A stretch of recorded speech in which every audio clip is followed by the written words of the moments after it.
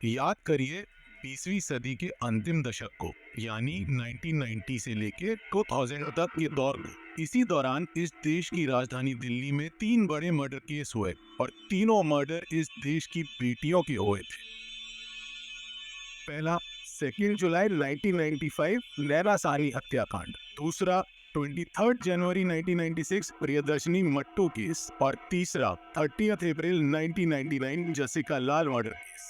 आज हम उस केस की बात करेंगे जिस केस की वजह से पहली बार इस देश की जनता के गुस्से ने कैंडल मार्च का रुख लिया, जिस केस के पहले फैसले ने लोगों का विश्वास हमारी जुडिशरी से उठा दिया था और जिस केस ने क्या आम आदमी और क्या खास आदमी सभी की आत्मा को रुला कर रख दिया था और ये सोचने में मजबूर कर दिया था कि क्या वाकई इस देश की बेटियां सुरक्षित हैं। आज हम 27 साल पहले की तारीख में जाने की कोशिश करेंगे और 23 जनवरी 1996 में हुए प्रियदर्शनी मट्टू केस की कहानी को बारीकी से समझेंगे। सबसे पहले आपको बता दें कि इसी केस की वजह से इस देश के आम इंसान और सेलिब्रिटीज को रेप जस्टिस के लिए सड़कों पर उतरना पड़ा था और इसी केस के लिए सबसे पहले बॉलीवुड के स्टार्स और आम जनता ने एक साथ मिलकर कैंडल मार्च निकाला था। साल 1996 का समय था। खूबसूरत श्रीनगर की वादियों में बाकी ब्राह्मण परिवार के साथ एक और परिवार रहा करता था। इसी परिवार की एक बेटी का नाम प्रियदर्शनी मट्टू था। प्रियदर्शनी मट्टू को उसके परिवार के लोग प्यार से प्रिया कहकर पुकारते थे और प्रिया की स्कूलिंग श्रीनगर से और ग्रेजुएशन में बीकॉम जम्मू से हुआ था। बचपन से ही इस लड़की ने एक सपना देखा था। ये अक्सर अपनी माँ से कहा करती थी, देखना माँ, एक दिन मैं इस देश की बहुत बड़ी वकील बनूंगी। इसी सपने को पूरा करने के लिए प्रिया ने कश्मीर को अलविदा कहा और दिल्ली में अपने चाचा के घर आ गई। फिर दिल्ली यूनिवर्सिटी में लॉ का एंट्रेंस दिया और वही सिलेक्शन के बाद एडमिशन भी ले लिया। इसी कॉलेज में प्रिया के सीनियर बैच में एक लड़का पढ़ता था जिसका नाम संतोष सिंह था। इस नाम को याद रखिएगा क्योंकि इसी नाम ने दरिंदगी की सारी सरहदों को पार कर दिया था। प्रियदर्शनी मट्टू कश्मीर से आई लड़की जो कि पढ़ने में जितनी ब्रिलियंट थी उतनी ही देखने में भी खूबसूरत थी, लेकिन उसे नहीं पता था कि एक दिन इसी खूबसूरती की वजह से उसकी जान चली जाएगी। समय चलता रहता है और कॉलेज में प्रियदर्शनी का पहला दिन भी आ जाता है और इसी दिन संतोष सिंह को प्रियदर्शनी पहली बार नजर आई। पता नहीं पहली ही नजर में ऐसा क्या हुआ कि संतोष ने प्रिया का पीछा करना शुरू कर दिया, लेकिन प्रियदर्शनी को मालूम था कि वो दिल्ली अपना करियर बनाने आई है, इसलिए वो बार बार संतोष को इग्नोर करने लगी। संतोष सिंह जो कि हाथ धोकर प्रियदर्शनी के पीछे पड़ा रहा, वो कोई सीधा साधा लड़का नहीं बल्कि एक पावरफुल फैमिली की बिगड़ी हुई औलाद था।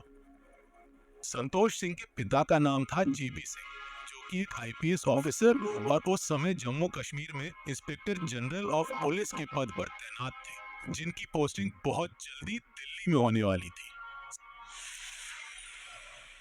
संतोष सिंह के बारे में सुनकर आपको बॉलीवुड की उन मूवीज का ख्याल आ जाएगा जिनकी कहानी में बड़े बाप का लड़का बुलेट की सवारी करता है और लड़कियों को परेशान करता है। संतोष भी कुछ उसी तरह प्रियदर्शनी का पीछा करने लगा। बार बार प्रिया के डांटने के बाद भी संतोष को कोई फर्क नहीं पड़ा। प्रिया भी इग्नोर करती रही। फिर एक दिन सुबह प्रिया यूनिवर्सिटी कैंपस में क्लास अटेंड करने आई। अपने सहेलियों के साथ हंसी मजाक करते हुए आगे चल ही रही थी कि तभी संतोष ने उसके सामने अपनी बुलेट खड़ी की और सबके सामने ही गुलाब के फूल के साथ उसे प्रपोज कर दिया। सबकी नजरें प्रिया पर थी, लेकिन प्रिया पर इस गुलाब का कोई असर नहीं हुआ और उसने संतोष को रिस्पेक्टफुली मना कर दिया। कुछ दिन और बीत जाते हैं। फिर से संतोष कैंपस पहुंचता है और प्रिया को प्रपोज करता है और प्रिया का भी सेम रिएक्शन रहता है। उसे संतोष की हरकतों के बारे में मालूम था, ये फिर से संतोष की प्रपोजल को रिजेक्ट कर देती है।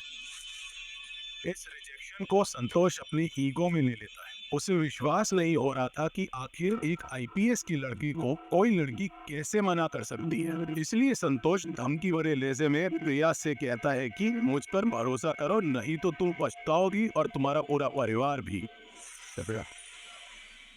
इतना कहकर संतोष बुलेट स्टार्ट करता है और वहां से चला जाता है। अब बात इतनी आगे बढ़ चुकी थी कि प्रिया के सामने दो रास्ते थे। पहला कि वो सब कुछ अंदर ही अंदर सहती रहे और दूसरा कि वो इन सब बातों की जानकारी अपने परिवार को दे दे।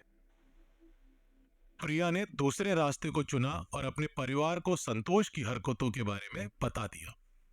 परिवार को चिंता हुई। उन्होंने तुरंत प्रिया को पुलिस के पास शिकायत करने को कहा। दूसरे ही दिन प्रिया एक सहेली के साथ पुलिस स्टेशन जाती है और कहती है कि सर, मुझे एक लड़के के खिलाफ शिकायत करनी है। वो किसी साइको की तरह मेरा पीछा करता है। पुलिस लड़के का नाम पूछती है और जब नाम पता चलता है तो बिना शिकायत लिखे ही उल्टा प्रिया को ही समझा बुझाकर वापस भेज दिया जाता है।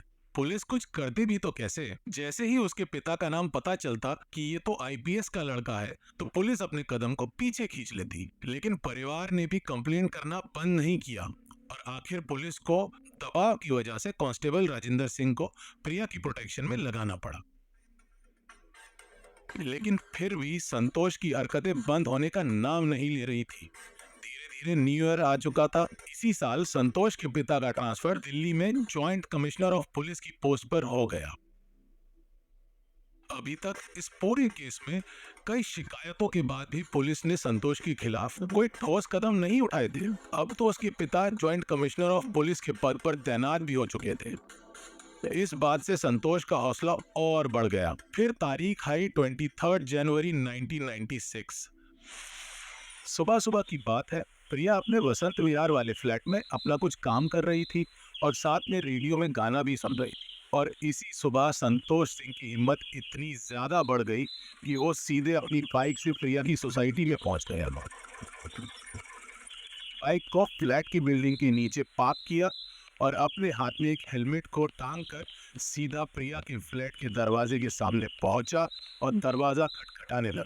प्रिया के मन में डर तो था ही, इसलिए वो कमरे के अंदर ही थी और दरवाजा उनके घर के नौकर वीरेंद्र प्रसाद ने खोला।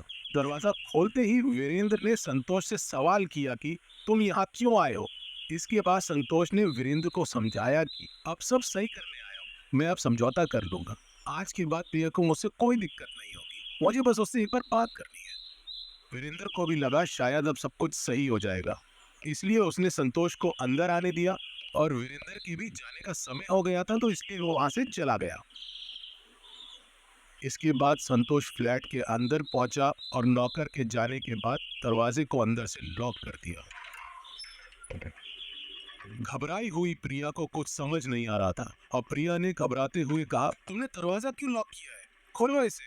प्रिया की ये कहते ही संतोष हैवान बन गया। उसने अपने आप को प्रिया के ऊपर झोंक दिया। उसके साथ हवस और दरिंदगी की सारी हदों को पार प्रिया का रेप किया और अपने साथ जो हेलमेट लेके आया था उससे प्रिया के चेहरे और सीने पर 14 वार किए। इसके बाद भी उसकी हैवानियत कम नहीं हुई। उसने फिर प्रिया का रेप किया और हीटर के तार से प्रिया का गला बांधा और उसे घसीटते हुए उसके गले को तब तक दबाया जब तक इस देश की होनहार बेटी ने दम नहीं तोड़ा। अपने हवस की प्यास बुझाने के बाद संतोष वहां से भाग गया। इस हैवानियत से सिर्फ एक घर की बेटी की मौत नहीं हुई थी, बल्कि देश की सभी बेटियों के सपनों की भी मौत हुई थी। वो सारी लड़कियां जो छोटे शहरों में बैठकर सोचती हैं कि वो एक दिन इस देश का, अपने परिवार का नाम रोशन करेगी। प्रिया के मर्डर के बाद शाम के 5:30 बज चुके। कांस्टेबल राजेंद्र सिंह के आने का समय हो चुका था। फिर राजेंद्र एक और कांस्टेबल देव कुमार के साथ प्रिया के फ्लैट के बाहर पहुंचे, लेकिन कई बार आवाज देने के बाद भी कोई दरवाजा नहीं खोल रहा था। राजेंद्र सिंह को कुछ शक हुआ। फिर वो पीछे के दरवाजे से प्रिया के घर के अंदर आए और फिर वहां की हालत को देखकर उनकी आत्मा भी रोने लगी थी। उन्होंने देखा कि प्रियदर्शनी की लाश बेड के नीचे खून से सनी हुई पड़ी है। उन्होंने तुरंत पुलिस को सूचना दी।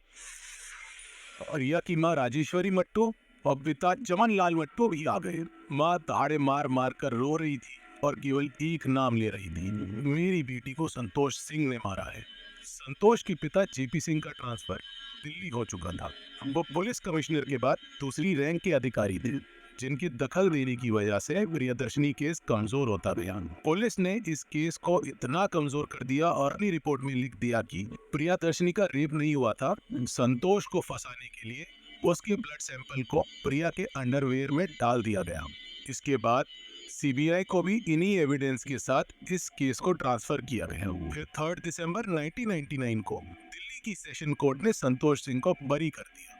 जज जीपी थरेजा ने कहा कि हम जानते हैं कि संतोष ने ही हत्या की है, लेकिन सीबीआई ने जो सबूत दिया है वो बेहद घटिया है। हम ये भी जानते हैं कि सीबीआई ने अपना काम अच्छे से नहीं किया। इस फैसले के बारे में जैसे ही आम लोगों को पता चला, उनका गुस्सा जस्टिस सिस्टम और सीबीआई के ऊपर फूट पड़ा। सेलिब्रिटीज और इस देश की आम जनता सड़कों में कैंडल मार्च के साथ उतर आए। अब पूरे देश की एक ही आवाज थी कि आखिर प्रियदर्शनी को इंसाफ कब मिलेगा। फिर साल 1999 आया। संतोष ने शादी कर ली और दिल्ली के लोअर कोर्ट में वकील के तौर पर प्रैक्टिस भी करने लगा। फिर सीबीआई की आंखें खुली और उसने निचली अदालत के फैसले के खिलाफ 29 फरवरी 2000 को दिल्ली हाई कोर्ट में अपील कर दी। उसी दौरान जसिका लाल मर्डर केस का फैसला आया। इसी केस के साथ प्रियदर्शनी मट्टू केस की फाइल भी फिर से खुल गई थी। आम जनता और मीडिया का प्रेशर इस कदर तक बढ़ा था कि जिस प्रियदर्शनी केस की सुनवाई पिछले 6 सालों से रुकी हुई थी, सितंबर 2006 से हर दिन उस केस की सुनवाई होने लगी। सीबीआई ने फिर से कई बार एविडेंस पेश किए और 42 दिन बाद 17 अक्टूबर 2006 को हाई कोर्ट ने संतोष सिंह को प्रियदर्शनी मट्टू के रेप और हत्या का दोषी पाया। 30 अक्टूबर 2006 ही वो दिन था जब दिल्ली हाई कोर्ट ने प्रियदर्शनी की हत्या को रेयरेस्ट ऑफ द रेयर की कैटेगरी में रखते हुए संतोष सिंह को फांसी की सजा सुनाई। लेकिन सुप्रीम कोर्ट ने ये फैसला बदल 19 फरवरी 2007 ही वो तारीख थी जब संतोष सिंह की तरफ से सुप्रीम कोर्ट में हाई कोर्ट के फैसले को चुनौती दी गई। सुनवाई के दौरान संतोष की वकील ने फिर से डीएनए रिपोर्ट पर सवाल खड़े किए। वकील की तरफ से सेशन कोर्ट के फैसले का भी जिक्र दिया गया और संतोष की छोटी सी बेटी का भी हवाला दिया गया। फिर अक्टूबर 2010 में सुप्रीम कोर्ट ने संतोष सिंह की फांसी के फैसले को उम्र कैद में बदल दिया। अपनी बेटी प्रियदर्शनी को न्याय दिलाने के लिए उनके पिता ने बहुत मेहनत की। सुप्रीम कोर्ट के फैसले के बाद वो थोड़ा निराश हुए। उनकी आंखों से आंसू बह रहे थे और उन्होंने कहा कि मुझे लगता था कि मेरी बेटी के कातिल को मौत की सजा मिलेगी, लेकिन आज मुझे दुख हुआ। 14 साल का संघर्ष बहुत होता है। हम फिर मिलेंगे एक नई रियल क्राइम स्टोरी के साथ।